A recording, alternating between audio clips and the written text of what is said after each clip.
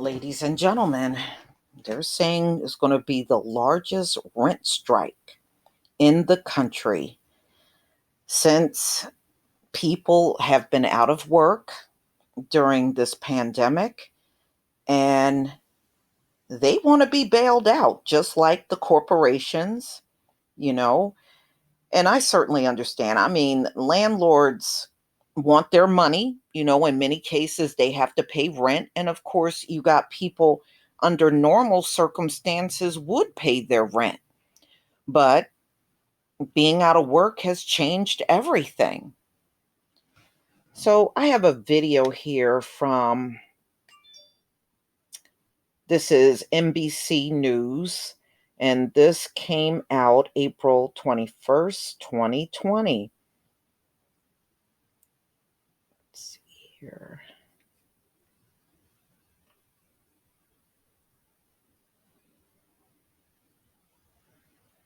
Working class people, middle class people, you name it, people have been thrown for a loop. And we've got to help people through this crisis. For so many New Yorkers, that means if you don't have your livelihood, you cannot keep the basics going. How are you going to pay for food? How are you going to pay for medicine? And the question all New Yorkers ask themselves all the time, how am I going to pay the rent? We need to make sure that every New Yorker can stay in their home during this crisis. We got to keep a roof over everyone's head. And so this is a crucial part of what we're doing right now to make sure that that basic human need, knowing you will have shelter, knowing you will have a roof over your head, is something that New Yorkers know is secure as we fight through this crisis. Now, that begins with knowing the most basic thing, that you will never be evicted during this crisis, that no landlord will tell you you have to leave, even temporarily. We've heard reports of some landlords saying, oh, you have to leave because you're sick, come back when you're well. That's not legal. If someone needs a place to be because they can't properly be in their apartment while they're sick, again, we have those hotel rooms available. But that's a decision for doctors to make, not for landlords to make.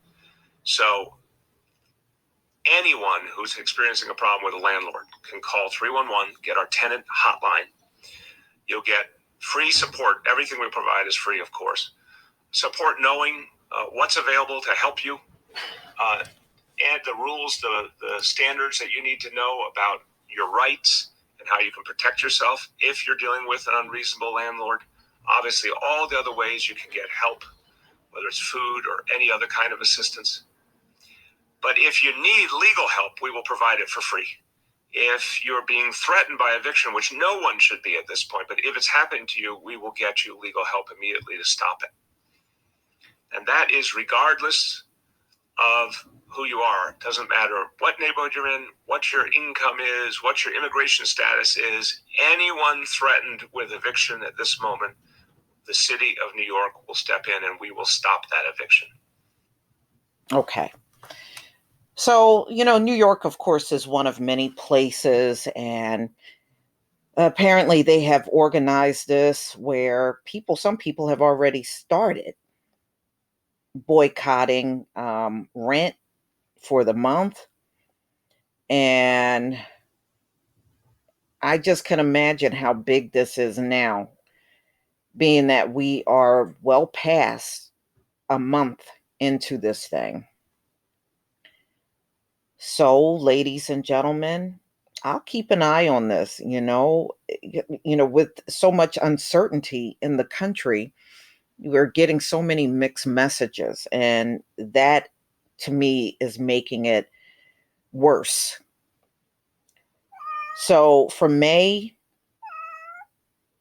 a lot of the economy is still not up and running. We're about to approach May 1st. And they said 43 million households are renters in America.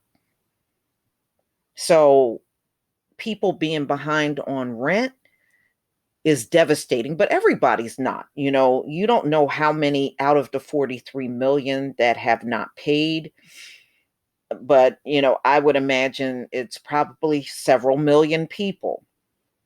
These people don't think through who they're hurting and disrupting the entire financial ecosystem by doing this. This is a landlord talking. They think they're hurting the big bad landlord, and what they're really hurting are all kinds of people just like themselves. And they are spreading the economic yeah, okay. So this landlord is complaining. He doesn't think it's right. And see,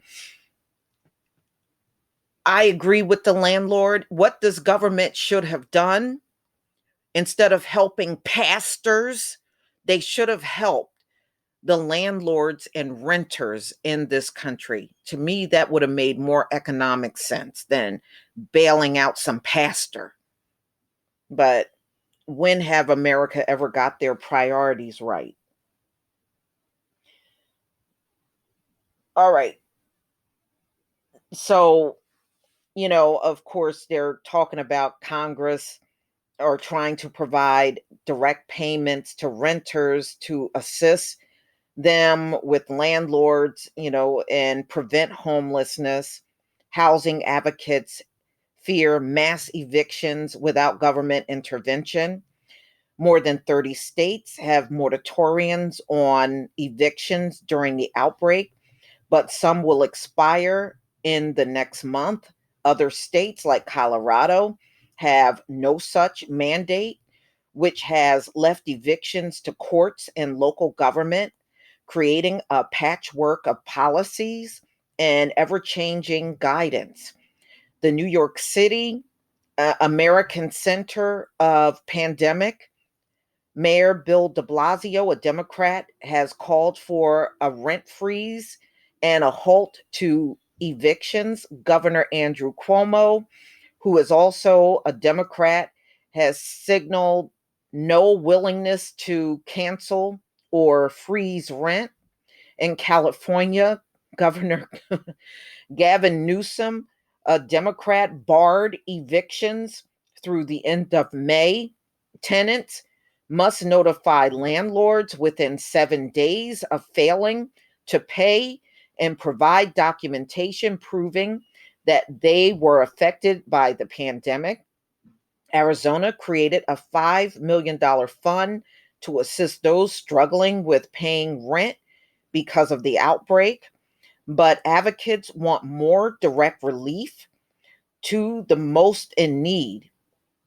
We were already fighting for an eviction moratorium before the crisis, and now we're seeing that was possible during the crisis.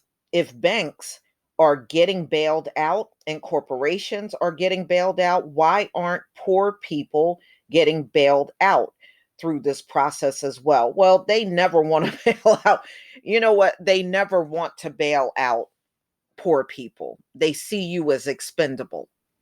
They have no respect for you in this country. New York State Senator Mike Gianaris, a Democrat, introduced legislation calling for rent forgiveness as well as financial relief for landlords. And I think that that's the right thing to do. Give the landlords some damn relief and stop bailing out pastors. First and foremost, we need to protect renters and tenants that are in desperate, dire straits now. And from that point forward, landlords who rely on that rent to pay their bills should be next up the ladder, he said in a news release introducing the bill. Legislation called for 90 days of rent forgiveness for residential and commercial tenants if they lost their work or business because of the pandemic, as well as a 90-day suspension of some mortgage payments. If, all right, sorry about that. Now back to this. If the federal government showed up with some magic pot that paid people's rent for them, that would solve the problem across the board. I'm not prepared to wait and hope that happens because, in the meantime, people are already suffering. And I agree with that.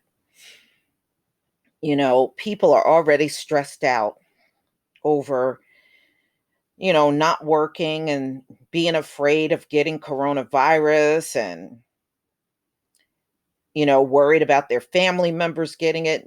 Everybody's already stressed out enough. I think this government, this is the least they can do. I mean, this is no one's fault personally for what has happened other than China, but but it's no one's fault for the circumstances that they are in. Neither whether you're a tenant or a landlord or you have some kind of arrangement renting, even if it's from family. What's happening is not your fault. But y'all, please tell me what you think about this upcoming renter strike. Please leave your comment and subscribe. Don't forget to hit on the notification bell, and I'll see you on the next video. Peace, family.